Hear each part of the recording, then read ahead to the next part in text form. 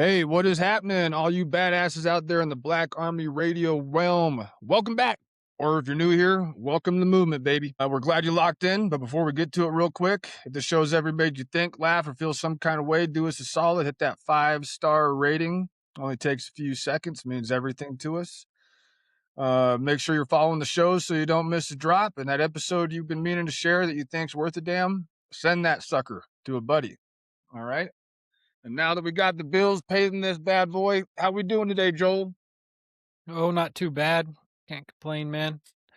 Uh, it feels more winter than it's felt during winter time down here, so kind of a weird spring, weird Dude, you winter. ain't kidding. You ain't kidding. It's freaking colder. Like, I feel like, what month are we in? April. I feel like April is colder than freaking December, dude. I'm not joking. Like, Yeah. genuinely feel that way. One of the weirdest years I could remember in my lifetime of Colorado weather, for sure. Dude, we had a 500-inch winter like 5 years ago. This year we had a 30-inch winter. Yeah, It's a which is crazy winter, fucking dude. This crazy, wasn't man. even a winter. I tell you, all them fire boys. I advise you out there, if you're an 18 to 22, 3-year-old, don't know shit about shit human being out there, boy or girl, you want to make some damn money, go get yourself on a fire crew. Go get on a U.S. Right. Forest Service, National Park Service, BLM fire crew, seasonal. You'll make as much money this summer as you probably have your whole life. No Which shit. kind of sucks is because of the current administration we're losing is much That's funding as we true. ever lost to battle forest fires. They cut a lot of that funding, and especially for Colorado specifically because it's a blue state. Yeah, that's a good point. I know USFS has had a lot of problems recently, Yeah. funding wise. Talked to a lot of people in there, and it's it's looking rough, especially this time. This is the time of year where you kind of need it, and so that's a little bit rough. All right, real quick before we get into episode 3, and what our focus is going to be when it comes to energy systems, alternative energy, and really weird outcomes for a whole bunch of super duper smart scientists out there that have had some unfortunate circumstances around their removals in this realm. And so we're going to go into episode 3 on that. But before we do, oil prices per barrel. We do this every episode until this shit calms down. Right now, Brent crude, international benchmark, we're looking at $114 a barrel, Joel. $114 a barrel. Did drop a little bit. I think this morning, like at the very beginning of the day, I want to say it was like 120 bucks, and they dropped it down into 114. And so they took a little bit off, but still $114 a barrel for that shit. And then regular gasoline average across the US right now is $4.30 a gallon. $4.30 a gallon. And diesel is $5.50 a gallon. And our current interest rate is up percentage of this from the same point it was last year at this time. So interest rates are up as well. Yeah, you know, So you know something interesting that I just heard. I was just listening to it actually right before we came on. Apparently, Donald Trump has a lower approval percentage than Jimmy Carter when it comes to like interest rates, which is the lowest in recorded history. Jimmy Carter, in a lot of ways, is kind of like made fun of because of how low right, his approval rates were for this kind of stuff. right, Like people have been making jokes and memes about Jimmy Carter's approval rating for the economy and stuff for decades. right. Decades. I mean, that's what led to Reagan just absolutely crushing his ass in the 1979 election. And I mean, dude, Trump's worse now than Carter. Isn't that crazy? Uh, Not really, but it is wild. I mean, I'm not It's kind of surprised, wild. but Yeah. So after we do part 3, which we're going to get into right now, we do have a couple news updates that we'll get into right after part 3 of this energy stuff. And it'll pretty much have to do with Pete Hegseth's congressional hearing. We're going to play a few clips. I watched that hearing, a lot of it, and I got a lot of laughs out of it. I'm not going to lie. I really did. I didn't take it real seriously. Old Pete Hegseth was pretty hot in there. He was pretty spun up. ability not to fucking answer questions and just like talk about random shit and point fingers at the last administration instead of answering like the question that was actually given to him was pretty outstanding. Hey, guess what? We have interest rates way higher than the last administration. All that bullshit they talk about with the last administration, like this administration is doing a hell of a job surpassing it. They're trying like hell to surpass it. That's for sure. They're doing a good job of it too when it comes to shittiness. And so, with that being said, let's get into it, boys and girls. This episode covers the death of a young scientist by a self-inflicted gunshot. The death of a young scientist by a self-inflicted gunshot. Now, in December of 2018, a 30-year-old woman stood on the stage in Huntsville, Alabama, and gave a talk called A Historical Perspective on Anti-Gravity Technology. A historical perspective on anti-gravity technology. And this will be known, we'll refer to it throughout this conversation as the HAL5. The HAL5 or the HAL5 talk. Her audience was the Huntsville, Alabama L5 Society. All right. The PDF of that talk is actually still on their website today. You can download it. It's been 8 years. You can download it. I have it open on my laptop. You can totally download it and read it yourself. She walked her audience through one researcher after another that had prominent findings with weird outcomes. Thomas Townsend Brown, Tesla Space Drive, Eric Loswait's gyroscopes, Boyd Bushman, Ning Li, Doug Tor, Eugene Podkletnov, Giovanni Modesi. Each a major figure in 20th century gravity modification research. All these individuals, huge brain humans, gravity modification research. Okay. And on a single slide near the end of the talk, she put one line out.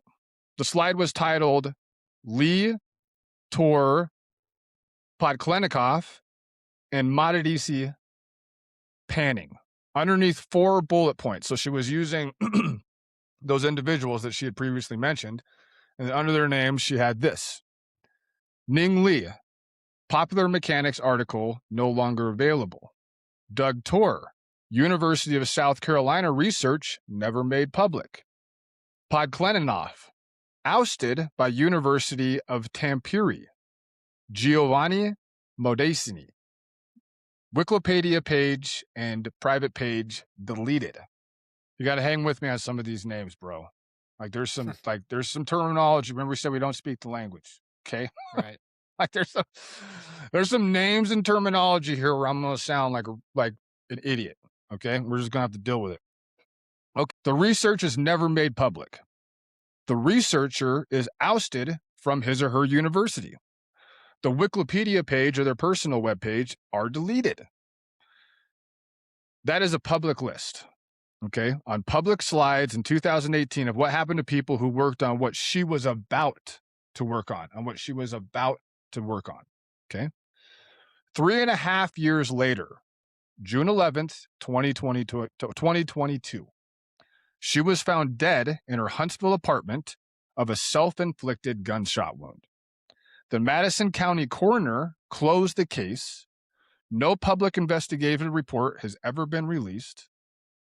This woman's name was Amy Catherine Eskridge. Amy Catherine Eskridge.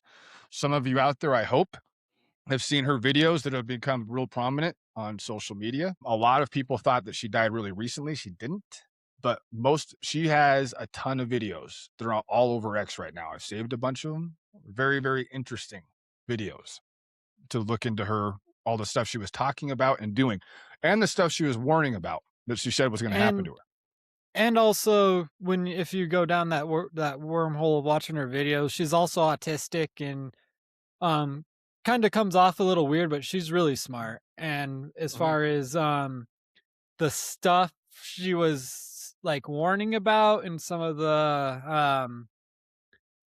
I mean I think it's really easy if you just watch one video, like to dismiss some of this stuff, but like take some time and go down through her library because she talks about a lot of different things and a lot of different things that are factual too, not made up. Because I think I think because she looks more like me or you, you know, she's not in this big fancy house in a blazer looking all professional. She looks very much like a day-to-day person. I think sometimes people are a little dismissive of it just because of the optics of those videos, you know? Because I've Mhm. seen people calling her out just like she's a crazy and what kind of scientist lives in a Well, normal that's fine, yeah. house and yeah. And we'll get into that a So little bit too. We'll get into that a little bit too. Yeah, but you're right. She is really, really smart. Real smart. And so was her father, or is her father, who's still alive. And what we're gonna do now is something almost no major outlet covering her case has done up to this point. We're gonna read what she actually wrote, what she actually said, and then ask whether her death looks more like the cases on her own slide or less like the cases on her own slide. Okay. Kind of be a little open minded and objective about our outcomes here a little bit. All right. Act one.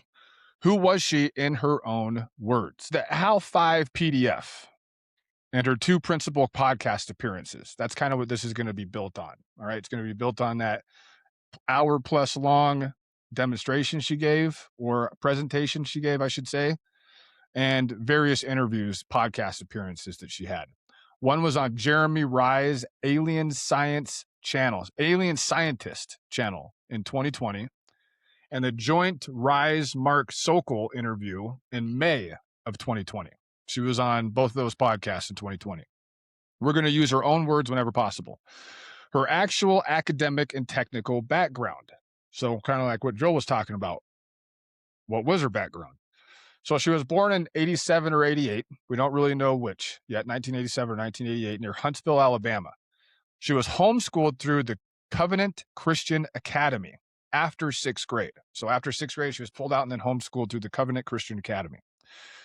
In her own words, from the May 2020 interview, from one of those interviews, the families in her homeschool group included Jim Ashburn, the inventor of YBCO, the high temperature superconductor, central to the Podkennelikov anti-gravity claims she would later cite in her own work. The CCA cover group is also included, by her own description, Bill Dent, who she said was the best friend of Edward Teller. Now we'll get into some of this stuff.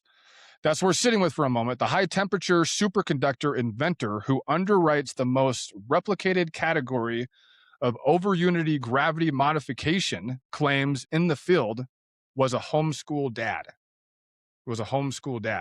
And helped with her education when she was a child. The hydrogen bomb co-inventor's best friend was another homeschool dad in the same group. Okay. This isn't a girl who stumbled into anti-gravity research like from a bookstore, people. Like, she was kind of groomed into it in a lot of ways from some really, really smart people, starting at around seventh grade. Undergraduate, University of Alabama in Huntsville, double major in chemistry and biology.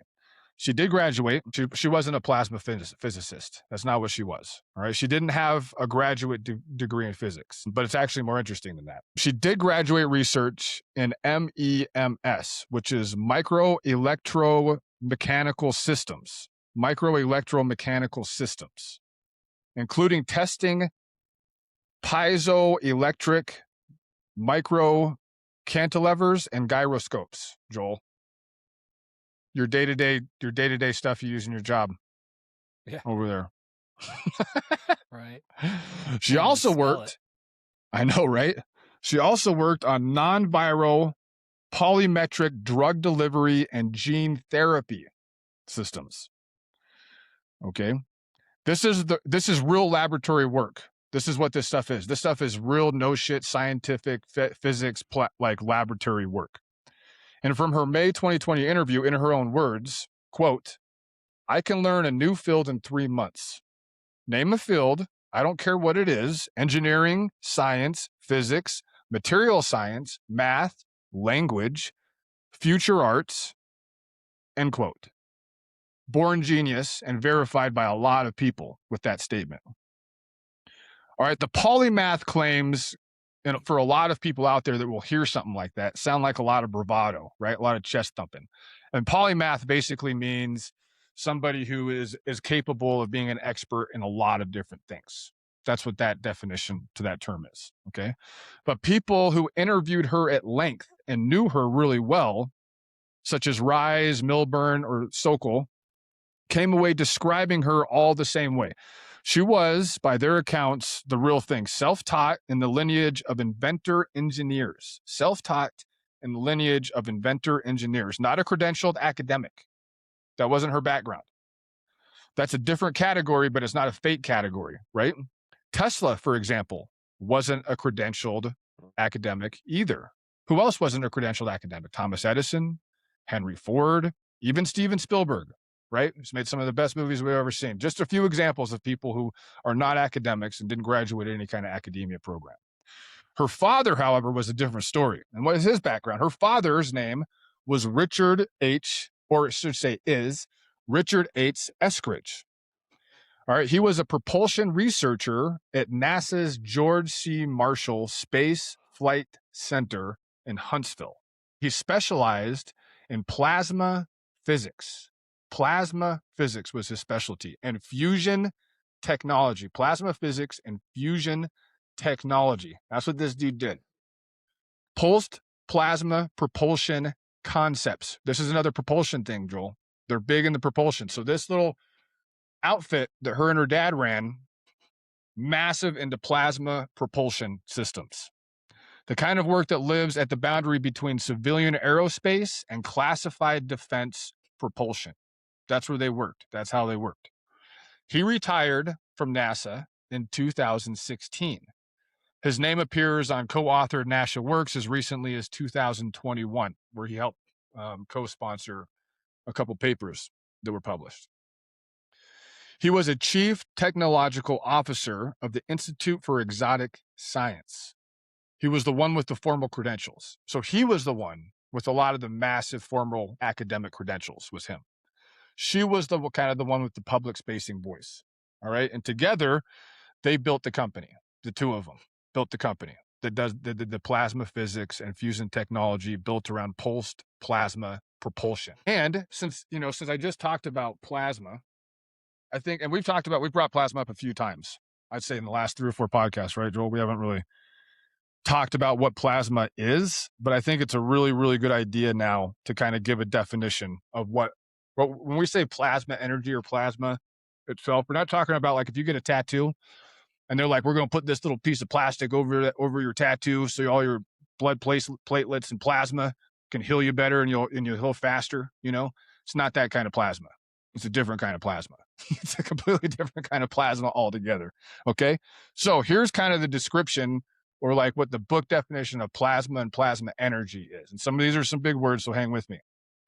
Plasma is often called the fourth state of matter, beyond solid, liquid, and gas. And it is by far the most abundant form of visible matter in the universe, comprising stars, lightning bolts, and the interstellar medium. Hey, Joel, you know what else? The entire sun is made out of plasma. The sun. Think how much energy that boy brings, right? Obviously. Yup. At its core, plasma is an ionized gas in which electrons have been stripped from their parent atoms, creating a freely flowing soup of positive charged ions and negatively charged electrons that responds collectively and dramatically to electromagnetic fields. Unlike a natural gas, plasma exhibits complex emergent behaviors. It can carry electric currents, generate its own magnetic field, form structures called filaments and plasmoids, and sustain waves that have no analog in ordinary matter. Very different from ordinary matter. In plasma physics, harnessing this state for energy, nuclear fusion primarily, means confining an extraordinary hot plasma 10 to hundreds of millions of degrees Celsius, far hotter than the sun's core even, long enough and densely enough for hydrogen isotopes to fuse into helium, releasing enormous amounts of energy in the process. Okay? The central challenge is confinement. No material wall can touch plasma at fusion temperatures. It will straight melt right through it, right? Way too hot. So physicists use powerful magnetic fields in devices that they called tokamaks, all right? Or I guess there's another name for it, stellators. All right, it's a bottle the plasma is using the very electromagnetic properties that define it. Okay, it essentially, this is what it does. Essentially trapping fire with magnets. So it uses the magnets to put the plasma between them and it holds it there like this. You know what I'm saying? So the plasma doesn't touch the sides because it'll burn through it. So they use the magnetism of the magnets like in a box to hold the plasma. If that makes any kind of sense. It was pursued in the National Ignition Facility. Takes a radical different approach using powerful lasers to compress and heat a tiny pellet of hydrogen fuel so rapidly that fusion ignites before the plasma can escape. In December of 2022, NIF achieved a historic milestone by producing more fusion energy than the laser energy delivered to the target. So it produced more energy than it took energy delivered to produce the energy. All right. Proving scientific ignition for the first time ever. A massive international collaboration under construction in France. They're trying to do the same thing. France is building a huge plasma facility, apparently, where they could try to harness plasma energy because it is so difficult to harness, but it is so wildly energetic, you know? So they aim to demonstrate sustained net energy gain at power plant scale. This place in France wants to be able to harness plasma at a power plant scale. All right. If tamed, fusion plasma offers a nearly inexhaustible, low carbon energy source fueled by seawater derived deuterium, producing no long lived radioactive waste and no greenhouse gases. So, no greenhouse gases, no nuclear waste, no waste of any kind. Actually, no emissions, Joel.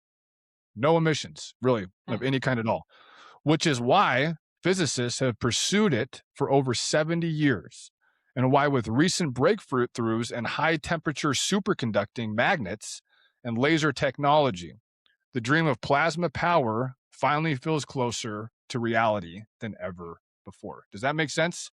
That was a lot, but did that make sense, kind of? Makes total sense. Excellent. For somebody smarter than me. No. Somebody out there got it, Joel. All right. So, with that being said, the HAL 5 talk, the talk that we were just talking about that I said we were going to be referencing to, right? Which was her like 2018 presentation. I'm going to walk through what was actually in her 2018 talk. Because if you only know her from the news coverage, you don't know how rigorous her research and her stuff was in that presentation. It was extraordinarily rigorous. She opens with definitions. Okay. Gravity is the four fundamental forces problem. She walks through Copernicus, Kepler, Newton, Cavendish, Einstein. This is not somebody who's making things up. This is somebody who's starting where any physics seminar would start. You know what I'm saying? She's literally giving the presentation like as a physicist, pretty much. She names the general relativity problem squarely. Anti-gravity is, quote, impossible according to general relativity without negative mass, end quote. She knows this. She's not pretending the physics is on her side. She knows it. She's saying, here's the framework, here is what it forbids, and here is why people have been trying to find a way around it for over 100 years. She quotes Bryce DeWitt, a real Princeton physicist, not a fringe figurehead. Okay, this guy's legit. From a 1953 Gravity Research Foundation essay. Quote, before anyone can have the audacity to formulate even the most rudimentary plan of attack on the problem of harnessing the force of gravitation, he must understand the nature of his adversary. The phenomenon of gravitation is poorly understood even by the best of minds. And the last word on this is very far indeed from having been spoken. In other words, there's a shit ton about gravity that we don't know about at all. If it even is really gravity to begin with. There's a lot of people even out there now. You know Terrence McKenna? No, not Terrence McKenna. I'm sorry. Terrence Howard, the actor. Yeah. He's patented a bunch of stuff in this field. He's gone. Yeah, he's interesting. That guy's weirdly smart. I saw him on a It's bunch of podcasts, and he is doing a gravity thing where he is challenging our knowledge of gravity. And it's just interesting coming from an actor, right? It's like the guy, the lead actor or the lead singer from Blink 182 that we were talking about in the other episode. right. We're like, this guy's super prominent, right? He's got Blink 182 money. Well, it's like Terrence Howard's got Terrence Howard money. He's able to like kind of fully dive into this programs, and he's actually a really, really interesting guy to kind of investigate. Getting back to it. All right.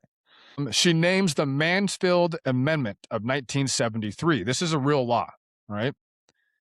It restricted Department of Defense research to military applications. I'll say that again.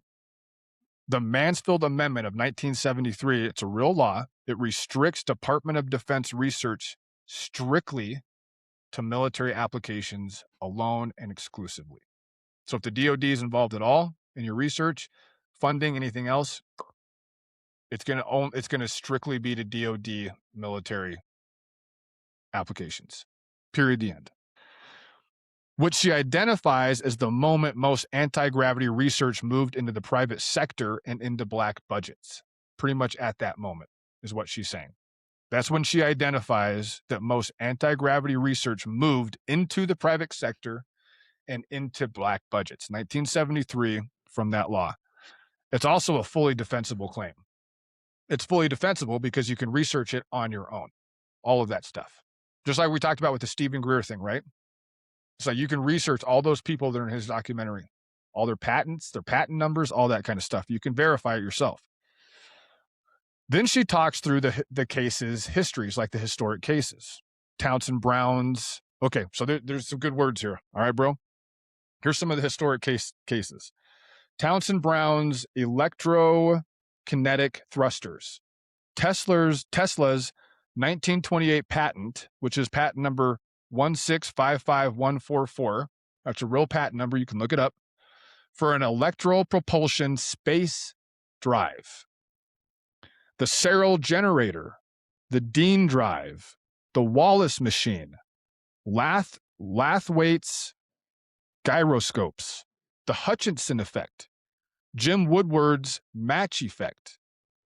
1990, a researcher still active in California State University, Fullerton, with NASA, and he's getting NIAC funding, a guy named Ning Lee, AC Gravity LLC system, which got a $500,000 DoD contract in 2001, and also vanished from public view forever.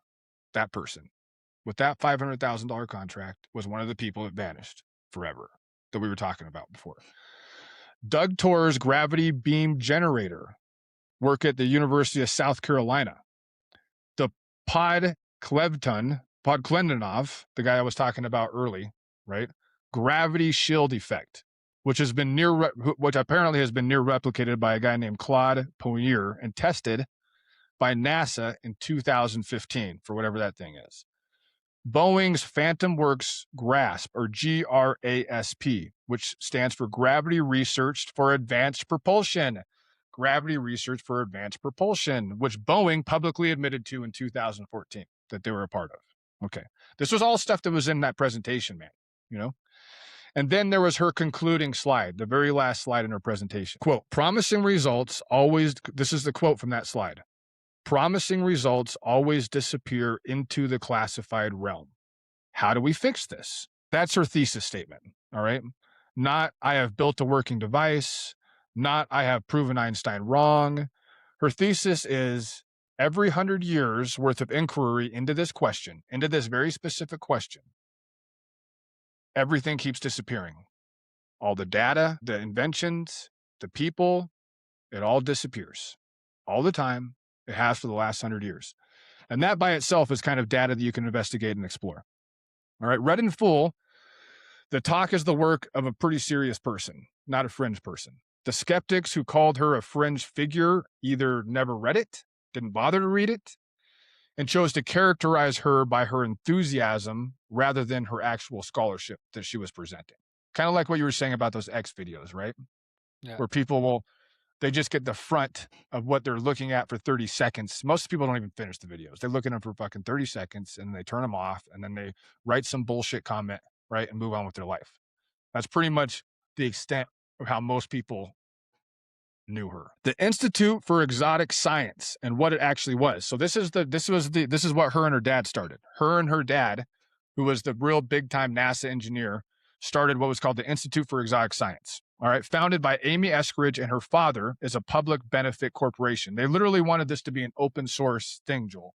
They wanted this to be public benefit corporation specifically because of what she was talking about in 2018, because every single time this shit's investigated, it's fucking immediately classified, right?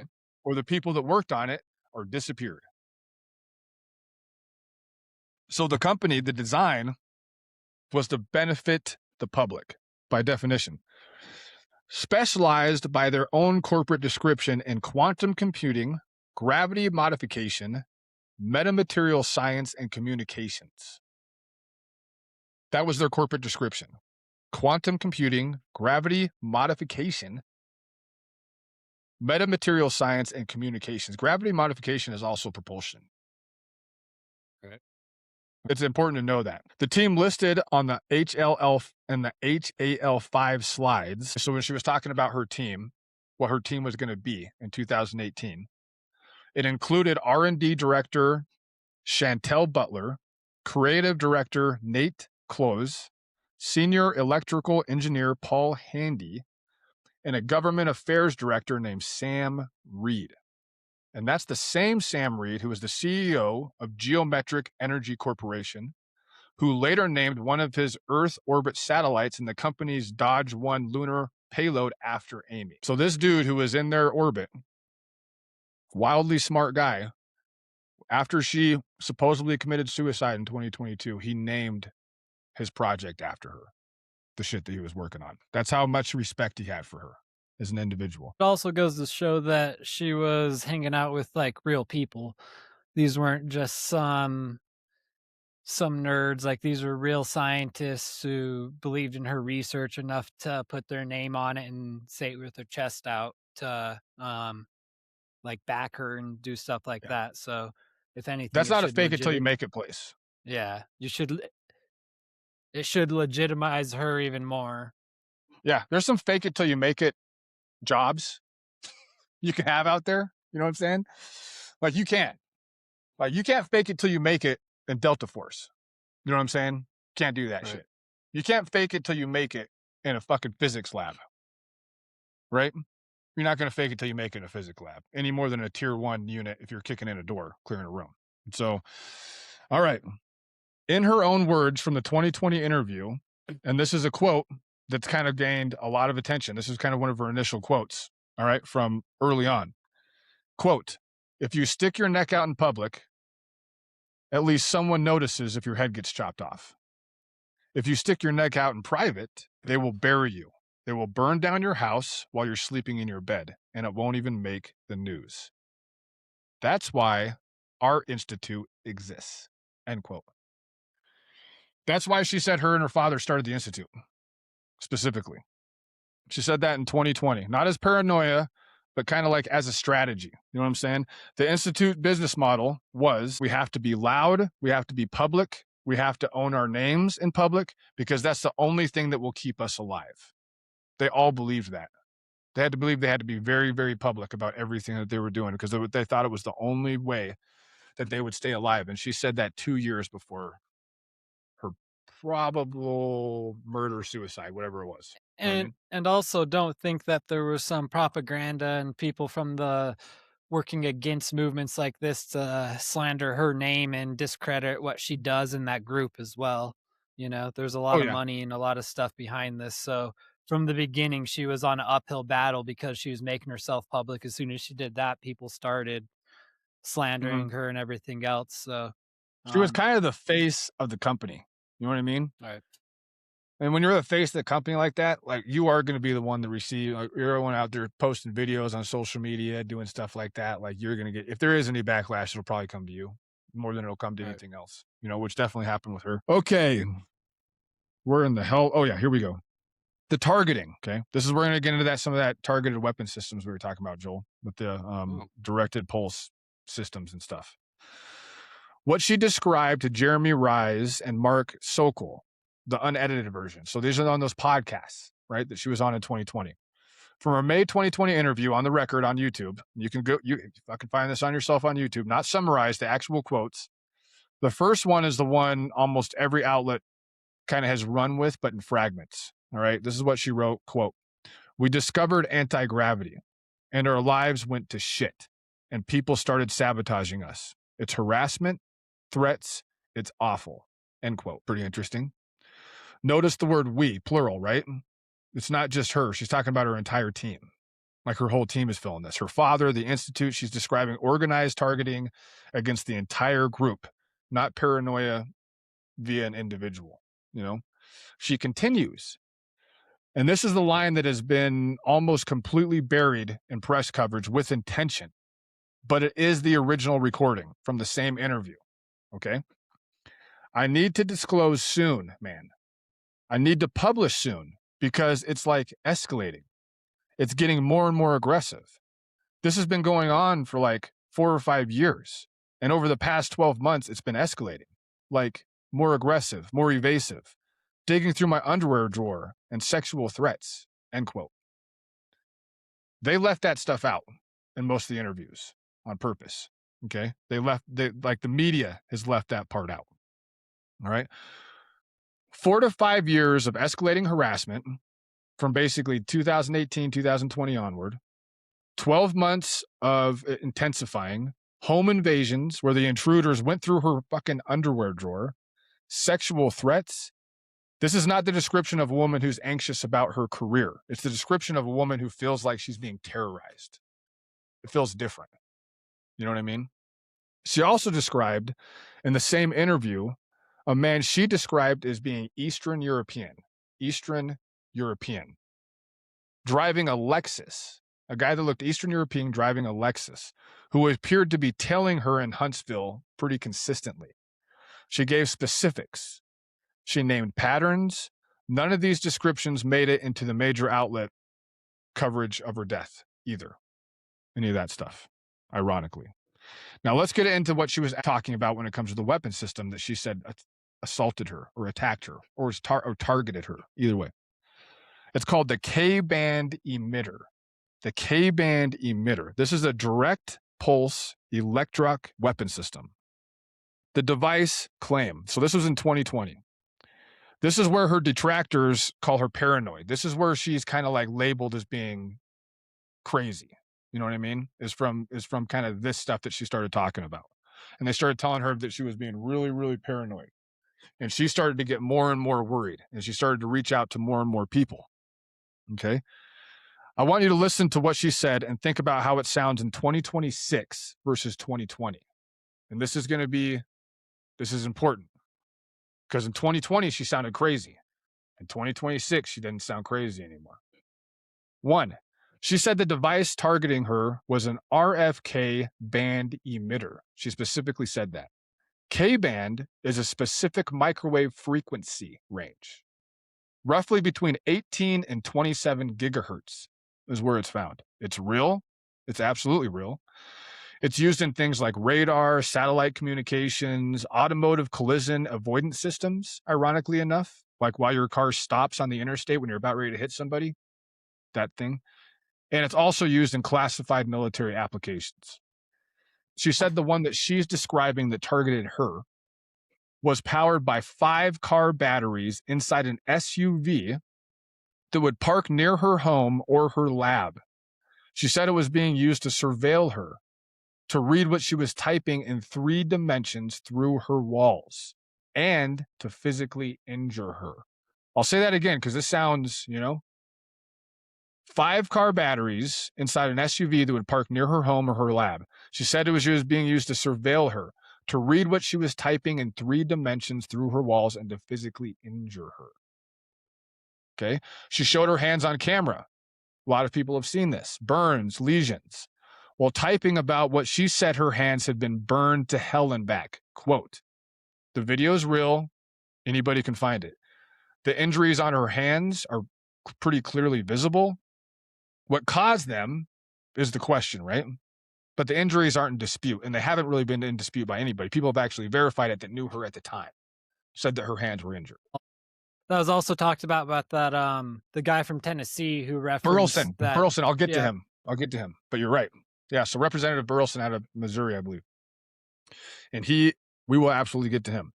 Now, in 2020, when she said this, almost every major news outlet that covered her either ignored the device claim entirely or outright characterized it as paranoid delusion, including outlets that you might expect to be more sympathetic to her field, some scientific stuff. Here's what we know in 2026 that we did not have on the record in 2020. And right after this, Joel's going to give you some information on some electric pulse weapon stuff that he has. Okay. So in 2020, when she was talking about that, nobody thought this shit was real. Nobody believed it. Nobody took it seriously. Havana Syndrome breakthrough, January, March 2026. Now, what is Havana Syndrome? Really quick, we actually need to probably describe what Havana Syndrome is. All right. And this is the outcomes that you get when people are targeted by these direct energy systems. Okay. Havana Syndrome symptoms typically begin with a sudden high intensity, high pitched sound or pressure sensation in the head.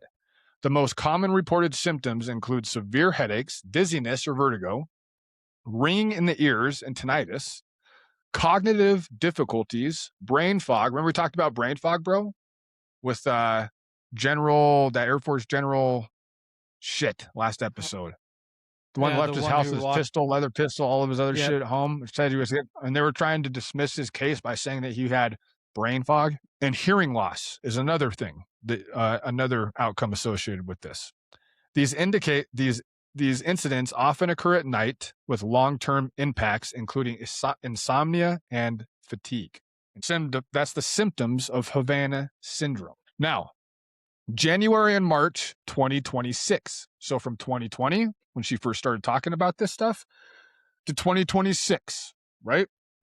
4 years after she either killed herself or she was murdered. In January 2026, 3 or 4 months ago, CNN, CBS News, Axios, and Scientific American simultaneously at the same time confirmed that the U.S. Department of Homeland Security in late 2024 purchased a portable pulsed radio frequency device through an undercover operation. They paid roughly $15 million for this device. The Pentagon tested it for more than a year before the news broke on it. Specifications from on-the-record reporting of this device. The device emits pulsed radio frequency energy. It's backpack sized. It's only the size of a backpack, Joel. It contains components of Russian manufacturing. It was acquired from what reporting described as a Russian criminal network, or just say the Russian mob, right? Pentagon investigators believe it might be capable of reproducing the effects described by Havana Syndrome victims. That's the first thing. March 8th, 2026, 60 minutes. This is a 60 minutes broadcast. Okay. Paley reported that secret U.S. military lab tests on rats and sheep using the device produced symptoms strikingly similar to Havana Syndrome. Empirical confirmation on animals in a controlled lab, the device worked, and it caused the same problems on those lab rodents as it did with people.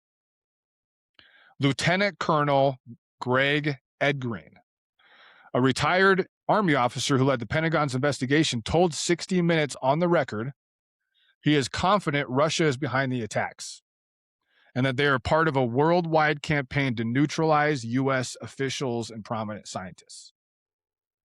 Another guy, this is a hell of a name, Polymeropoulos. He's got to be Greek.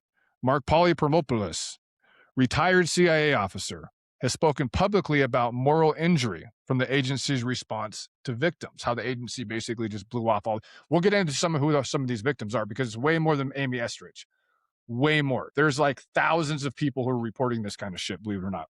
This is from an anonymous CIA officer, told CNN that internal efforts were made to bring down the temperature, quote, on Havana Syndrome. to frame it as an environmental event rather than an adversarial event. They called the agency's handling deplorable, and he cited it as his factor for resignation from the agency because of how they were handling it. All right, now, total population now of people who saying they were possibly targeted by this device. More than 1,500 U.S. officials have reported the condition since 2016. White House staff, CIA officers, FBI agents, military officials, enlisted and officers, as well as members of their family. Cases reported in dozens of countries, even not just the United States, but dozens of countries internationally. The 2020 National Academies of Sciences, Engineering, and Medicine report, directed pulsed RF energy was the most plausible mechanism for these injuries. The 2020 ODNI assessment, quote, pulsed electromagnetic energy plausibly accounts for some of these cases at least. So before we get to your thing, Joel, we're going to talk about some more of these energy systems. Let's lead it backwards really quick through Eskridge's claim, right? So we get a good foundation on this. In 2020, she said she had been targeted by a portable pulsed RF device by what she suspected might be a state actor working through cutouts. The institutional response, including from people in her own community, was that she was paranoid, right? That was in 2020. In 2026, the United States Department of Homeland Security confirmed it bought a portable pulsed RF device from a Russian criminal network. The Pentagon has tested it, and it confirmed it. 60 Minutes has also confirmed animal testing that reproduced the exact same symptoms that all of these people were reporting. The retired Pentagon investigator believes Russia is running a worldwide campaign doing this. Over 1,500 U.S. officials have reported the condition. Cases have been reported on domestic soil and foreign soil. The technical framework Eskridge described, the device class, the symptoms, the profile, the portable form factor, how big it was, how it was portable. Now, in 2026, on the front page of fucking CBS News. Okay? It's no longer fringe, homie. It's no in 2020, it was super fringe. It's no longer fringe. The question, right, is not whether her framework was crazy. The question is, did she happen to be one of the cases? That's really the question, because obviously she wasn't crazy. The question is now, was she one of the actual cases?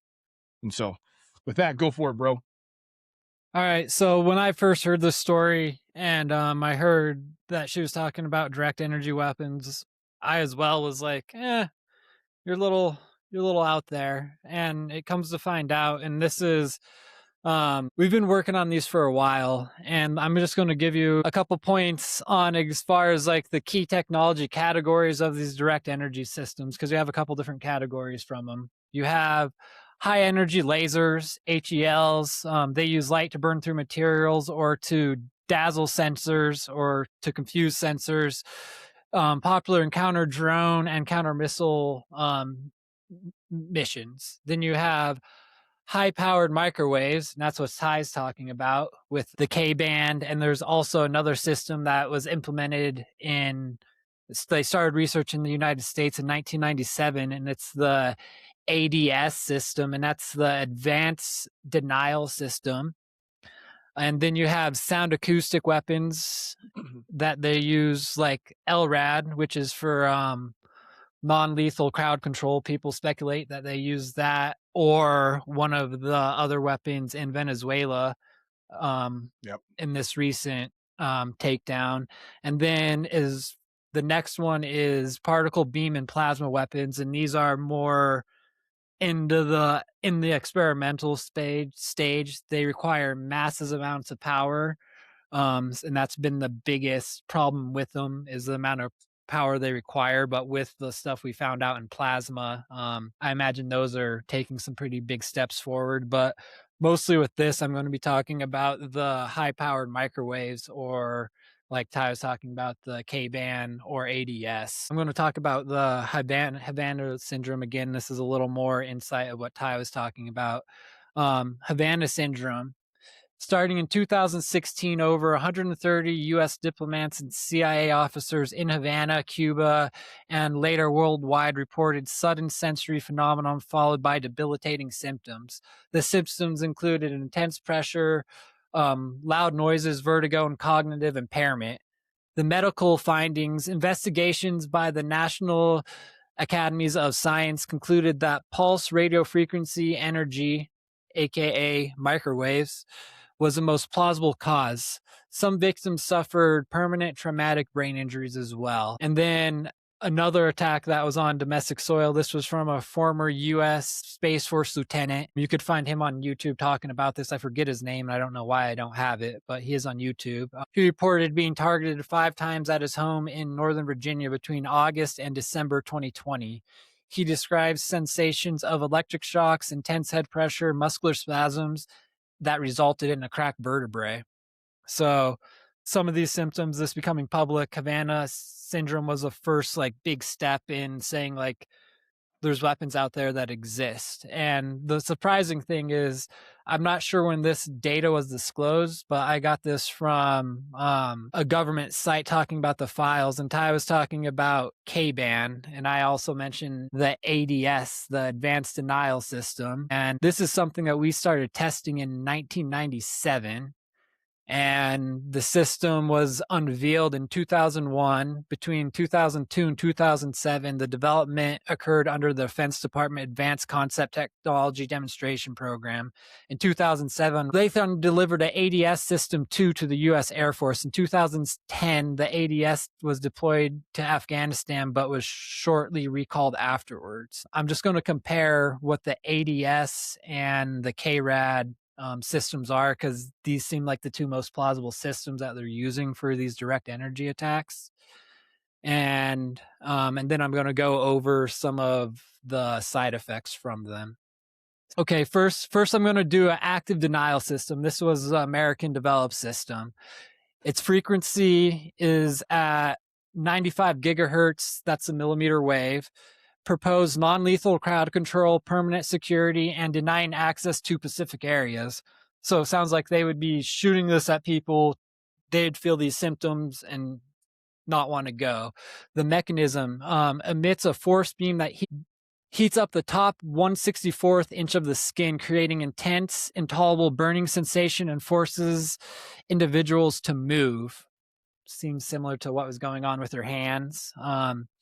Ranges over 1,000 meters, roughly 7 football fields, down to smaller range to 10 meters. Advancements, long range, non-lethal, instant repel effect, no lasting damage in typical use. Limitations, requires a line of sight, susceptible to atmospheric conditions like rain, fog, and requires significant power. And the K-band system is K-band millimeter wave system, frequently defines as 18 to 27 gigahertz K-band, or specifically the 95 gigahertz frequency used by the ADS system. Proposed to anti-personnel use, the K-band is used for or proposed for tracking, targeting, and potentially disabling electric systems. Applications, while the 95 gigahertz is ideal for surface-to-skin heating, high-powered K-band devices could potentially target a specific electronic components. So this is much more pinpoint. So if they were trying to look at her computer with what she was typing, and what she's feeling is just symptoms from those microwaves heating up the top of her skin. And then operational context, U.S. military has explored using solid state technologies to make these systems more portable for vehicles and mounting. So obviously they're trying to make these systems portable. She talks about this. And I think you go into some of the side effects with this. And this is when it comes to the scientists we were talking about, or the general last week who walked off and said he was getting brain fog. He wasn't feeling himself. So some of these side effects are Pulse microwaves can create a cavitation or air bubbles in the inner ear and fluids that travel to the brain, potentially causing stroke-like systems or brain tissue loss issues. The high-level thermal beams elevate the tissue temperatures, causing skin burns and dermal damage, especially in thin layered areas like the eyelids. Ocular, the focus beams could cause permanent vision loss or thermal trauma to ocular structures. Cellular, intense electromagnetic fields can disrupt cell membranes and other cell structures, leading to unseen injuries and dysfunction. And then some of the immediate side effects going into more. These are some of the volunteers that suffered from the ADS. These are the side effects they had from the first system that was pulled in Afghanistan in 2010. Volunteers in the military tests have experimented intense heat, skin burns, blisters, prolonged pain. These electromagnetic waves can penetrate up to 5 millimeters, potentially reaching nerves and blood vessels, especially in areas where the skin is thin. Sensory disruption. Exposed to high-powered lasers can cause flash blindness, retinal glare, vision loss. So any of these things hitting, and these are talking about some of the lasers as well. And then this one's going to talk about the long-range acoustic device. Can cause extreme air pain, disorientation, nausea, eardrum rupture, and then at infrared sound, low frequency may trigger vertigo, palpitations, and muscle tremors. So all these side effects are side effects. One with the guy from the Space Force said he was having muscle spasm that led to a fractured vertebrae in his back. And you think Like about getting these hit with other, like a nerve agent. yeah. Like And most when you people think that about the people in Albuquerque who decided to walk off and leave their cell phone and anything that would be able to track them to use these devices. And it makes you, especially after Amy Eskridge dying in 2022, you have right? that Space Force general saying in 2020 he was targeted 5 times. And then you have these group in Albuquerque who decided to leave anything that could physically track them off their body. Mm-hmm. And there's a good reason why, not only because they're worried about getting caught or getting tracked, but they're also worried about these direct energy systems, and working in the same field, they'd be privy to all this microwave stuff and everything else. Oh yeah. And it goes to show that even in 1997 is when we started the ADS system, and that's very similar to the K-band system. It just sounds like it's made for a bigger set of people. I'm assuming that was there on file when she ended up dying or started reporting that stuff. And it's interesting how quickly, with just a little bit of research, you could find a direct energy weapon system that's been in use since 2010, or that was the first time we deployed it. And then they say it's all crazy and I mean, the coincidences, like you said. And I had no idea about I knew about the lasers and stuff like that, but some of these other ones with the microwaves makes a lot more sense, where you could literally make somebody feel like they're going crazy. Oh Your yeah. ears are ringing, you have brain fog, you don't know why, the doctor can't tell you any reason. Like that's pretty Can you imagine interesting if there was stuff. some poor bastard getting tortured and you were just lying on a bed they had you strapped to and they were just Yeah. 15 feet away from you, just putting that thing on you for hours at a time, like how fucking Or horrible that would be. Like I Or don't doubt imagine in it my if mind they've done you're that to somebody. or imagine if you're one of these doctors and they park a car next to you and hit you while you're sleeping, at 20-minute increments at a time, and you have no fucking idea it's happening, but you wake up with a splitting headache and fucking, like it's Mhm. because it sounds, from my understanding on researching, is it sounds like the amount of exposure, like if you trickle it, like it's not going to be as intense. Like it will build up, and if it's Mhm. actually causing brain tissue loss, what you could do slowly over amount of time is you could literally make somebody feel like they've gone crazy in 3 months. You Oh, yeah. know? It's probably a good way to get somebody to suck start their pistol too, if Yeah. you think about it. You put that on them for 3 months, and you're gonna feel some kinda way as a human being in, like we all know what we always all of us have our own shit going on inside of our head all the time, you know what I mean, individually. And it's like, to be thinking that you are like, to be a fully functional adult that's educated, paying bills, tax-paying American citizen, all of a sudden you start kind of just losing your mind out of no like with like unexplainably. You haven't changed your diet, your workout, your routine, who you're hanging out with, things like that. Then all of a sudden you're having these outcomes as somebody who's not that old. You don't have dementia, right? You're Right. like in your 30s, 40s, 50s. I could totally see how that would drive somebody just and it'd be the easiest outcome you could ask for if you were the agency doing it. Like, "Hey, just keep Yeah. putting it on old Bob there. Give old Well, Bob a good hour and a half of that shit every day until he blows his fucking head off." You know what I and, mean? and they made us feel like if you talk about it, you're crazy. Amy Yeah. Eskridge got a lot of people accuse her of being crazy or paranoid and stuff. So if you come forward with it, you're going to be, and that's a benefit for them too, because if you sound like you're crazy, it's going to discredit everything you're saying. So it seems very intentional to do these things to people. And these are people who also rely on their brain. So when they have a cognitive issue and they can't think the way they've been thinking for the last 40 years, like one, it's going to be a big hit to the ego and pride. And they're Yep. also going to, the more you dig into it, the more sense it makes, because I was kind of Mhm. skeptical about the directed energy weapons when I first saw that video and just doing some Yep. research. It's not as far fetched as you think, and Hey, especially man, with the like every conspiracy theory that we research, like pretty much every single conspiracy theory that we research. You yeah. know what I'm saying? Pizzagate. Pizzagate. Come to find out, a lot of millionaires aren't going to Pizza Hut and Domino's for pizza, bro. And the crazy thing too is if they wanted to use some of these laser weapons have been speculated in like the fires in Hawaii, that they were Uh-huh. starting fires in Hawaii with these laser weapons and It'd be stuff. So easy to do this that. is Easy to do that, bro. it's I the laser weapons they have is pretty crazy. I'll just go through a quick list between, and these are operational systems. You have Odin, that's a optical dazzling Great name. intertector navy. It's a system that is currently deployed on U.S. Navy's aerial Burke class destroyers to dazzle or confuse drones. You have the Silent Hunter. This is a Chinese fiber optic laser air defense system that is operational and capable of penetrating steel plates at a range of 800 meters. You have the Light Blade, an Israel laser system used as part of the Iron Dome defense and to intercept explosive balloons and kites.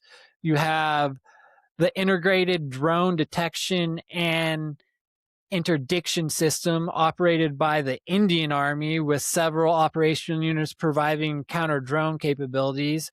You have the Chinhong Wang block, a South Korea 20 kilowatt anti drone laser system officially integrated into active service in 2024. You have a 10 kilowatt high class, high powered laser EW vehicle. This is a Japanese anti drone system that is vehicle mounted that was released in 2024. And then here are some of the prototypes. The Helios 60 kilowatt laser system is from Raytheon Technology, has been installed on the USS Preble for fleet testing against surface craft and drones. The Dragonfire, a United Kingdom 50 kilowatt laser in development for use on the Royal Navy's freightliners to engage missile and drones. You have the Iron Beam, which we talked about in Israel. You have the Thor, which is a tactical high powered operation responder, a this is U.S. Air Force high-powered microwave HPM demonstrates specifically designed to disable drones and swarms. So that's something that's sending a massive high-powered microwave to disrupt all the signals, essentially from those drones. So that ties into some of the stuff me and Tyre have been talking about. You have the Guardian. It's a 50 kilowatt laser integrated into the U.S. Army Stryker vehicles for short range air defense.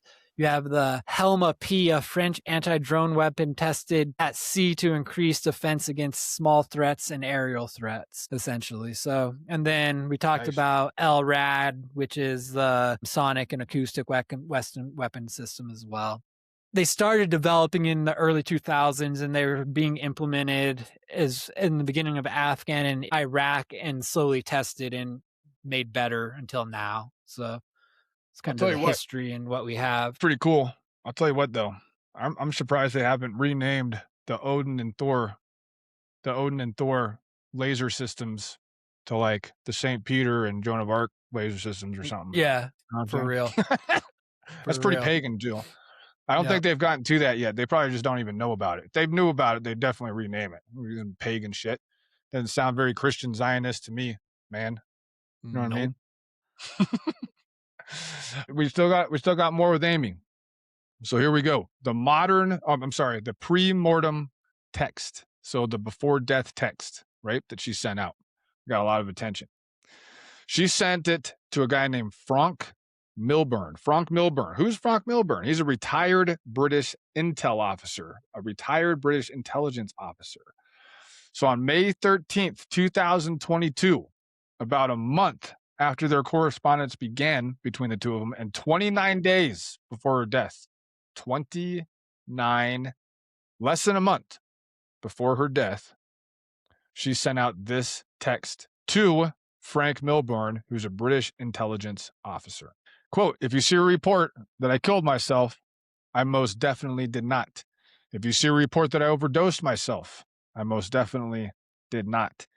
If you see a report that I killed anyone else, I most definitely did not. Okay, 3 predictions. She named the 3 most common ways a young woman dies or how their death gets explained away: suicide, overdose, or a homicide suicide option. Like kill somebody, you kill yourself. Like that. 3 most common ways. She told a witness in advance that none of those would be true if any of them were the official finding of her death. Okay, this was less than 30 days before her death.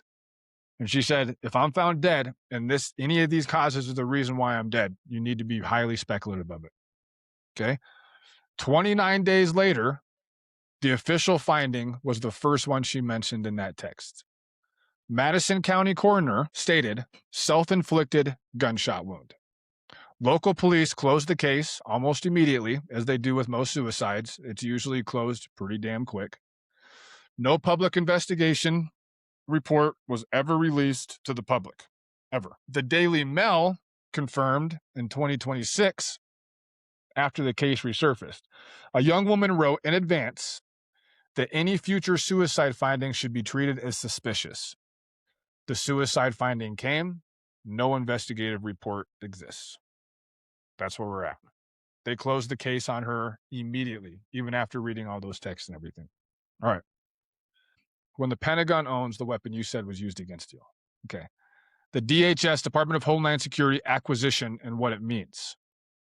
Late 2024, Homeland Security investigations when Pentagon funding purchases a portable pulsed RF device for approximately $15 million through an undercover operation using the Russian criminal network for the purchase.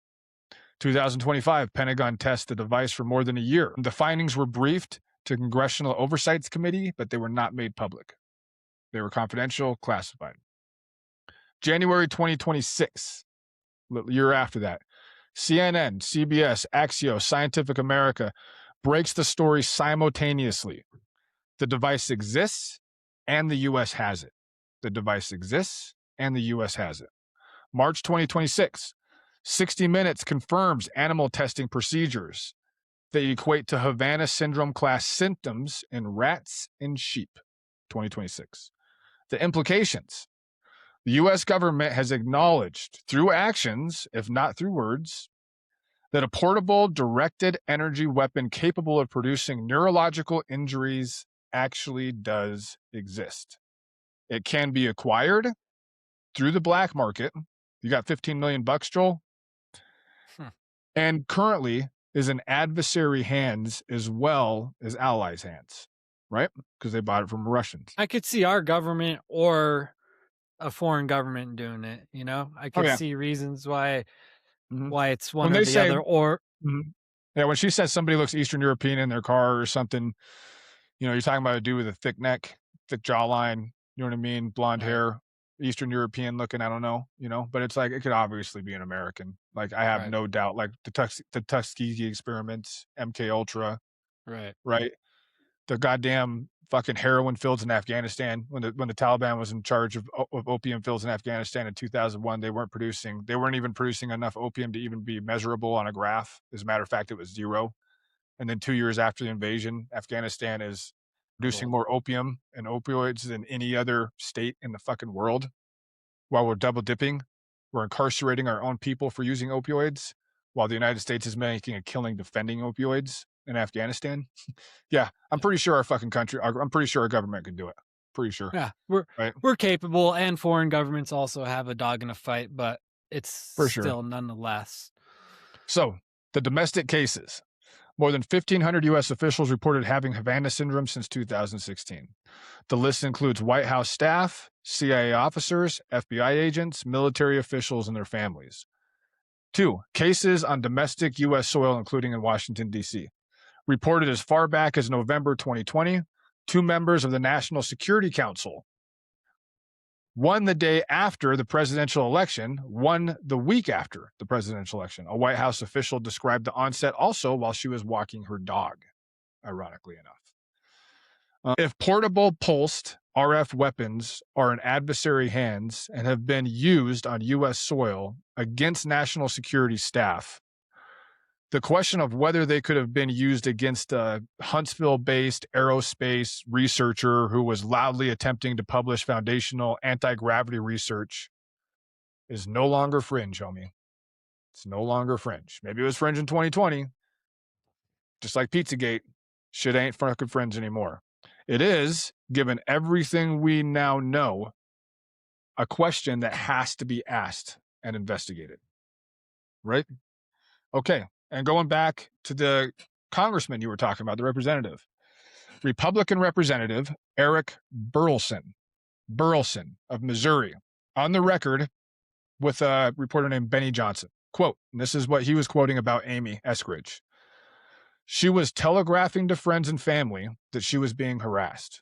She engaged the services of a former British intelligence officer who was investigating the harassment or the strange things that were happening to her. They were able to demonstrate that she was the victim of what others call Havana Syndrome, which we now know is the result of a directed energy type weapon using microwave energy. This is well documented. End quote. That's from Republican Representative Eric Burlison of Missouri about Amy Eskridge and her death. In 2020, that statement would have been seen as a fringe claim from a backbench congressman. You know what I mean? If that congressman would have said that shit in 2020, they would have called him a backbench congressman and they would have said it was fringe. But in 2026, after the Department of Homeland Security purchased this device, the Pentagon tested this device, and 60 Minutes tested animals with the device, and Lieutenant Colonel Ed Green on camera saying that it was purchased via the Russians, along with Burleson's statement, is consistent with the current Pentagon investigative posture. That doesn't make it true that Eskridge was specifically a Havana Syndrome victim, but it makes the claim a serious claim by a serious participant in a now mainstream institutional conversation. It is no longer a wild accusation or allegation. You know what I mean? Also, Pentagon's UFO cover admission. In 2026, the Pentagon formally acknowledged that it has, in some cases, deliberately planted UFO mythology as cover for classified weapons programs. All right, this is reported widely. It's been reported by a lot of different outlets. What that admission applies for Eskridge. She was loudly working in the anti-gravity UAP disclosure space. That's the space that her and her father were working on, that her team was working on. The Pentagon has now confirmed that classified weapons programs and UAP mythology are operationally entangled. Okay. Which means a person attempting to disclose foundational anti-gravity research is, by definition, attempting to disclose it into a domain the Department of Defense has confirmed it actively manages with disinformation. Does that make sense? Did that come out okay? So it's not a hostile reading of the program. It's the reading that the Pentagon's own admission requires. I'll say that again because that was kind of difficult to catch on to. So this means a person attempting to disclose foundational anti-gravity research is, by definition, attempting to disclose into a domain the Department of Defense has confirmed it actively manages itself with disinformation, right? The Department of Defense is using UFO mythology to like kind of hide their weapon systems and probably back engineering programs, you know? She was being really public about their research and their advancements, and she was giving presentations, okay? Meanwhile, the same government institution working on these advancements and stuff are intentionally using misinformation to hide their advancements, right? And so she got caught up in a fucking weird space right there, is kind of what that's saying, Right. which pretty much led to her death, whether it was by suicide, probably not, or at the hands of some fucking goon. That's probably what it was. Okay. One more time in her own words. We'll be done with this. All right. She told us in 2018 on a slide, on a slide, on a PowerPoint slide in 2018, what happens to people who do this kind of work and investigate these kind of outcomes. She said it very, very openly. The article disappears. The research is never made public. The researcher is ousted from his or her university. The Wikipedia page or their personal website is deleted. Those are the things that happen to those people. She told us in 2020 what she expected they would do to her specifically. They will bury you. They will burn down your house while you're sleeping in your bed, and it won't even make the news. Okay? And it barely did. It barely did until Yeah. now. Okay. Next episode, on a part 4, we go back 100 years because Amy Eskridge was not the first person to claim they were being targeted for working on this kind of physics. The pattern she described, the harassment, the sabotage, the funding cuts at the exact wrong moment, the death predicted in advance, runs all the way back to a man who died in a hotel room in 1943 and whose papers were seized by the federal government within hours of his body being found. His name was Nikola Tesla. And we were going to walk through the question of whether Amy was just the latest in a chapter that's really a 100-year-old story. So that's next episode, boys and girls. You got anything you want to say before we jump into some news real quick for 10 minutes or so? Oh, no, man. I mean, I think it's a wormhole, and I think it sucks because we'll probably never know, and I really think our government will do anything they can to keep any sort of free energy or anything that would actually advance civilization to the point where I don't know if it wouldn't Oh, make money, advanced civilization. We should be the or if Jetsons right now. We should be the yeah, Jetsons right now. That's what we should be. if if We're if so fucking far held back on what our actual capabilities are when it comes to energy with intention because it's all about the fucking green, baby. Can't make the well, scene if you don't got the green. And that's what and this shit's one all about. I think it's the problem with fucking capitalism because it's always about the green. They're not going to give Control, something away. It's monopoly. about it's about consumption. Like with it's consumption, consumption, Well, consumption. If you don't partially, have yeah, because I mean, most of these people that come up with these energy systems too, like we were talking about in the Stephen Greer stuff, is like they get fucking removed one way or another, whether their patents stolen right, outright, right? And if they reproduce it, how many years in prison do they get? 20. 2 decades. 2 decades in prison. Remember the guy who just refused to fucking turn on a meter in his house? yeah. Contempt of court. He was in prison for 2 years for a misdemeanor. A misdemeanor, bro. Contempt of court is a misdemeanor. He was in prison for 2 years, and that's just because he refused to meter his house. I mean, what this stuff all comes down to, we got gas at $4.30 a gallon, diesel at $5.50 a gallon. We got a barrel of oil is $114, started out at $120 this morning, 114 now. And you're like, you do a one-time purchase of a single point energy system and you put it in your house or you put it in your car, you're not filling up fucking gas. You're Right. not paying electric bills. It's a one-time purchase. It's over. You put one of those little boxes in your microwave, your goddamn computer, your refrigerator, right? Like anything that needs to be powered. You don't even need to have outlets in your house Well, anymore. Like every single device that you have, even your phone, could be powered with one of these energy systems and would never actually need electricity. It would run independently for fucking ever without having to have any money taken out monthly again, ever. Think about how much control that eliminates from the federal government.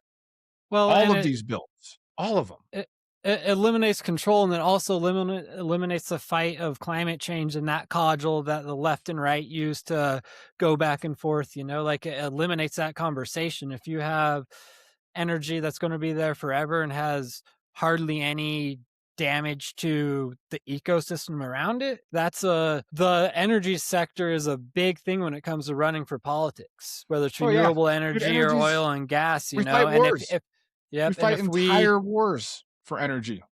if we eliminated that, one, you would eliminate one of the biggest reasons people will vote for outside of social issues, that people will vote for a Republican or Democrat as environmental reasons, and you eliminate that argument, and then you actually have to start talking about laws that affect the economy and people. You know what's important, man? This information is really important to get out there because in 2 or 3 months, we're paying $5.30 a gallon for gas, not including our electric payments, right? Dude, in Ireland, people aren't even heating their houses. They're just freezing in their homes right now Right. because they can't afford it. Dude, gas, the equivalent over there is like $12 a gallon right now. Like the equivalent. It's like no shit, like $12 a fucking gallon, and people are just stopped heating their houses completely, like turned off their heat because they can't afford it. I mean, we have energy systems, we have capabilities that we fully have within our form of government and our institutions, and it's fucking outlawed to us. It's outlawed to us because they are milking us for every cent that they can get out of us. Every fucking single cent that they can milk out of us, they're going to pull from us, right? And people, if more and more people start figuring out about this and the word gets out a little bit more about these energy systems and why these scientists and these engineers are clearly going missing, is to protect the current energy industries. There's almost, I Right. can't imagine a scenario that isn't hooked with that, which is hooked directly to the US government because they're hooked directly to it through fucking special interest groups, right? Right. Big time. It's really fucking simple. But the thing about it is, it's like until people get pissed off enough and start demanding it more and more and more, nothing's gonna fucking change. But the Well, information has to get out there, man. Like this information right here, like on these podcasts, is really important for people to go out there and like fucking research this shit. You're listening to what me and Joel are telling you. Look into these people on your own, man. Like Google these people, Google these outcomes and stuff. You can read this shit for yourself. Like it's all fucking out there. We are getting hosed intentionally. We're getting milked intentionally. The government does not fucking care about your outcomes and your families and your marriages and your property and your bills and how much money you have saved in your retirement. They don't fucking care. They don't. They'll take well, all of it. They will take and all of it from you in the blink of an eye.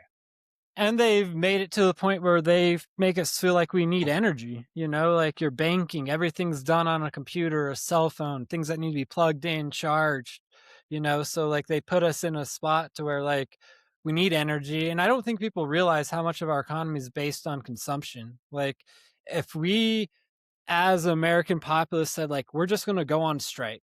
Everyone sign out from your local energy company, your gas company. Not that this would be hard to do because we're in a spot where we need it. We're already at the brink. You need power. You need this stuff. But if we had a week where we didn't buy groceries and everyone said like, nope, my natural gas company, I'm signing off. We didn't go and buy gas and just went on strike for the week, that would move the needle quicker than any fucking protest, any other thing. You know, Just the a first thing week of they do is that. put you in jail. First thing they do No. is put you in jail and see if that worked. Yep. I mean, you're not wrong. They've But already done it. Yep. They'll 100. I mean, if we could do it at scale, that would be great. Like that's no, the only I way know that works is at scale. it's you have to do it at scale. But if we did do it at Mhm. scale, like if we didn't buy shit for a week, as say at least 90% of our population said like, fuck this, we're not doing anything. Like I don't understand the It'd be a great impact. protest. Yep. Yeah.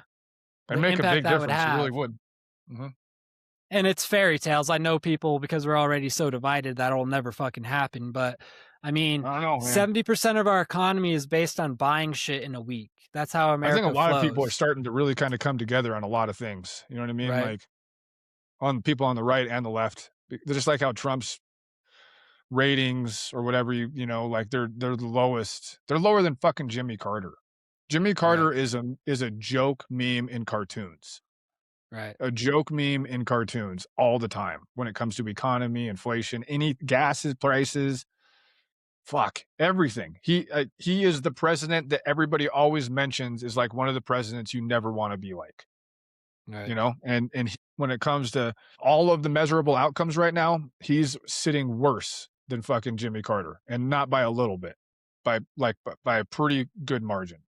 And so, we're an hour and 30 minutes in. I wanna do a couple news things really quick. Also, the FISA bill passed, so more of our fucking individual rights. That we did do a thing a few episodes ago against the FISA and the Patriot Act and what that meant and how Trump, and Tulsi Gabbard and Mac Johnson and all these fucking lying pricks all came out and said that they were against, eliminate the FISA. Was it 702? I think it was.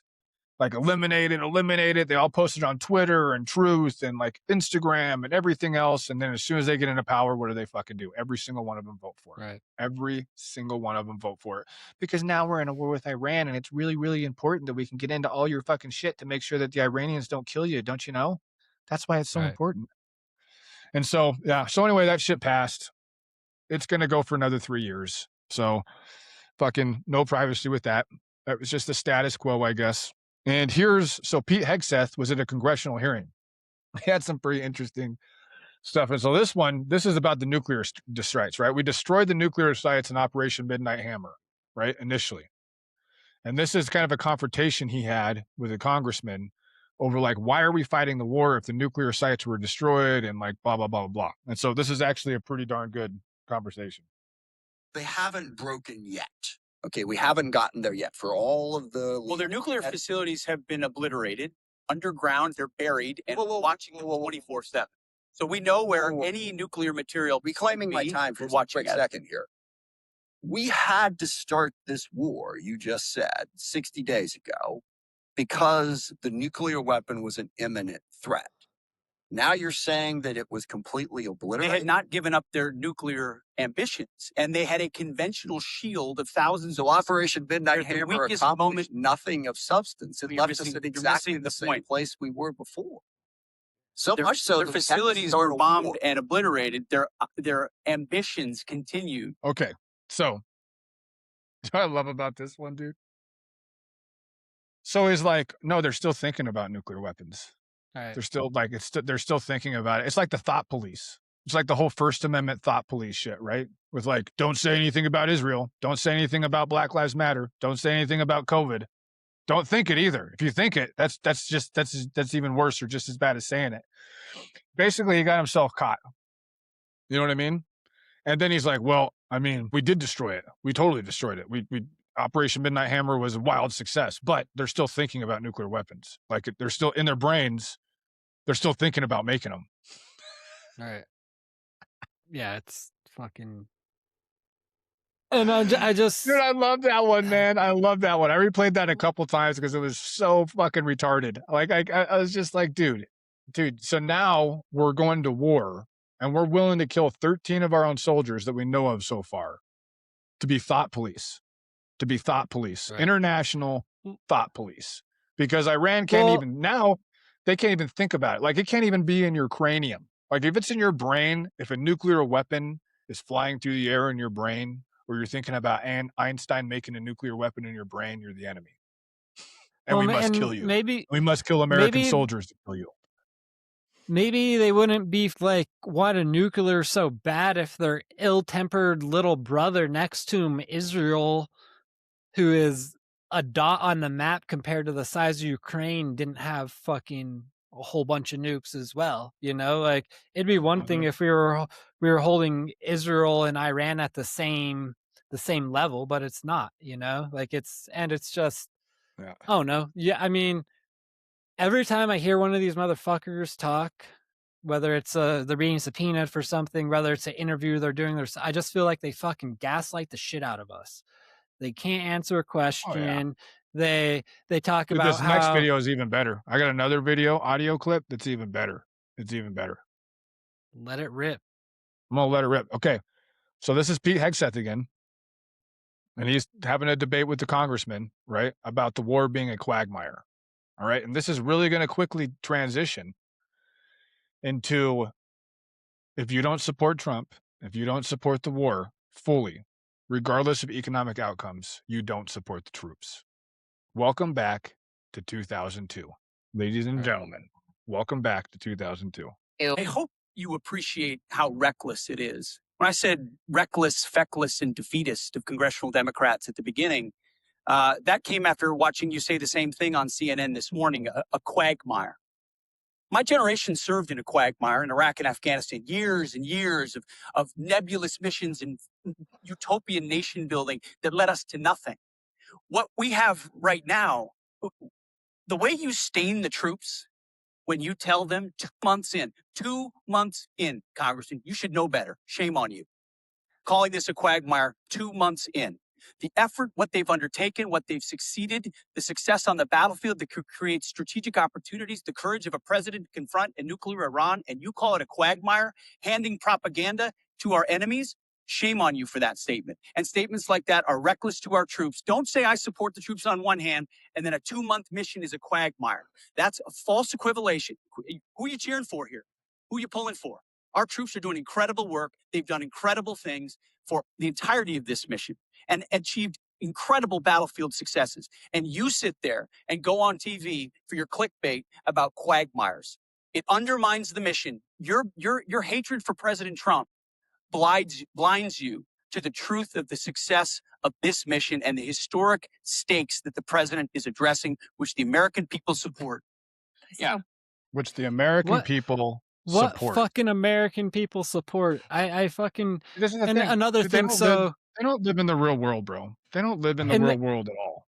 in Like, the same hearing, there's another Democrat that asked about Trump implementing soldiers for elections. And he went straight to, well, Biden implemented soldiers to 15 different states. So I went and did some research. yeah, baby. Biden did implement US Army people to 15 different states, but they were tech people. They were logistics people. They weren't armed. They were and that's the whole thing. So like and that's they're just hoping the little bit of base they have left will still like fight for them, because everything they fucking say at the most is a stretch of the truth or an outright lie. I mean, and there's a reason why all these other countries are going to fucking hate us. We're killing the economy in all these other countries. We come off super arrogant when there's people like him who are talking. You know, every other country is playing that on their national news and laughing at us. It's $12 a gallon dude. for gasoline and refusing to heat their homes with their children in them because they just can't fucking afford it. Yep. Those are 2002 talking points, man. That's what it is. Like, you know how I support the goddamn troops, Joel? By not wanting them to die for bullshit. Yeah. By not wanting them to die for a fucking bullshit cause. By not wanting their children, their wives, their husbands, or their families to have them permanently removed from their lives forever for bullshit. That's how I support the troops. And bullshit that, you know, is like the drone company thing with Israel and Trump's boys ownership in a drone company.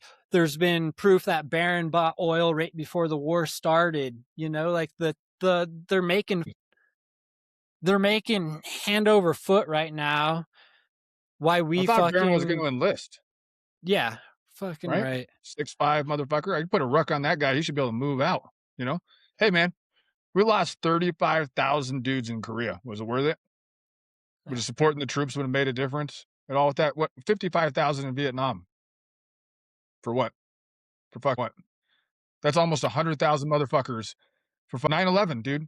Here's another thing. Like when you take contractors, so when people talk about the war on terror, you usually just hear about like soldiers, right? Because there was like how many soldiers, you know, sailors, Marine soldiers were killed. There was like pretty much 7,100, like a little over 7,000. You know that there was over 8,000 contractors killed? Right. A lot of people don't know that. There were more contractors, guys that work for Blackwater, Triple Canopy, Armor Group, other kinds of contractors, even like truck driver contractors. There were 8,189 contractors that were killed in the global war on terrorism. There were 7,085 US military personnel for a combination of like kind of in between 15 and 16,000 Americans in the global war on Right. terror. A lot of people just leave out the contractors, like it doesn't fucking matter. Most of those guys are ex-military dudes who are now working independently and privately. And there was more of them that were killed than there were soldiers that were fucking killed. It's like, was any of that shit worth it? Was the 15, 16,000 people we killed that were our people in Iraq and Afghanistan, Yemen, Syria, Pakistan worth it for fucking Right. anything? I mean, and now we're just being, support the troops means supporting the government. Support Right. the troops means supporting Donald Trump, supporting Benjamin Netanyahu, supporting Pete Hegseth, supporting fucking FISA 702 or whatever it is that just got extended that eliminates your constitutional rights. That's what supporting. So now supporting the troops means we have to do all that other shit. That's how you support the troops. And if you don't do all that other shit, it's not supporting the troops. My rebut is just go fuck yourself. Yep. Because I'm not playing that game. I'm not playing that fucking game. Back to FISA, because you talked about it and how much. So there was 42 Democrats who voted along with Republicans to pass a FISA, and it was a House voted 235 to 191 in favor of the bill release. So that's 42 Democrats, as well as almost not every Republican, but 95% of Republicans who Yep. voted to pass a bill that enables the government to spy on us. So You know, it'd be an fuck that interesting as well. investigation. Yeah. Take every single motherfucker, Democrat or Republican, that voted for it and see if they have a footprint, any kind of social media footprint saying anything against it. And then Right. figure out like what percentage, because it would give you a pretty good determination on how much lying takes place during the campaigning, right? It Because would. you could, that's a kind of a direct link right there. There's probably a lot of Democrats and Republicans. I know I can name a bunch of Republicans right now that voted for it that fucking advertised against it during their campaign a Right. lot, heavily. I bet you there's Well- Democrats that did too, I would think. And I'm wondering like what the percentage. Is it like 95% of the people that voted for it campaigned against it? Right. You know? I bet it's a pretty fucking high number. Yeah, I wouldn't be surprised. It's not something, and too, they sell this shit on, that was passed when we went to war, and now terrorism. They sell this shit on security and being safe, and it's really to fucking spy on us, and people need to, if you don't like Secure big your own government, shit, you don't man. want the Keep your rights. Secure your own Yeah. fucking safety and well-being. God damn it. Like, get with the program out there. Like, quit sucking on the government tit and expecting to do everything for you because they're taking full fucking advantage of it. You know what I mean? agreed. Like, I don't need the fucking security of the government. Piss off. Yeah. I'm good. I'll keep my rights. Yeah, I got guns to protect myself. I want affordable health care. That's what fucking I want. I want to pay. I I want to buy a single point energy system that runs my house. Yeah. If I have to pay $5,000 for that single point energy system, it'll pay for itself in a year, easy, through electricity costs. You know what I'm saying? I want to pay $4.30 a gallon for gasoline because we're fighting in Iran because Pete Hegseth is coming up with some bullshit in a congressional hearing about why we're fighting in Iran and why we're sacrificing our sons and daughters, And talking about making housing affordable and all that, I just heard a thing as well today that the housing market is the worst time for a buyer in history. Yeah, dude, it's terrible, bro. That's what I'm talking about. That's the whole Jimmy Carter thing. Yeah. Dude, fucking shit. Go out there and investigate and that shit Jimmy before Carter you're was upstairs. coming in when we were kind of fucked already, because he came in right around when all the oil crisis was happening. We don't figure it out. We like to smell the blood, son. We gotta get some blood. You know what I mean? I haven't had That's enough why- blood for a while. Regime change wars don't work, dude. Unless you want to be in the region for the whole eternity of time, a regime change war doesn't work. We didn't change the regime anyway.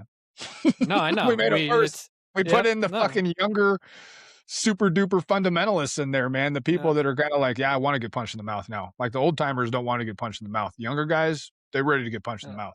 they're good Well, with and it. we did it because it benefited us for a hot minute because they worked with us, but they ended up being harsher on the people, harsher on, you know, the social side. And then we say, oh, we need to do a regime change because this government that we emplaced is worse than the government that was there before the government we emplaced, you know, or placed. It's stupid. Mm-hmm. Yeah. Fucking retarded. All right, brother. We good to go? Yep. All right, man. Hey, have a good rest of your day, homie. Whatever you got planned, man. Yeah. You too, brother. Take it easy. Love you, man. Yeah, man. Love you. Talk to you.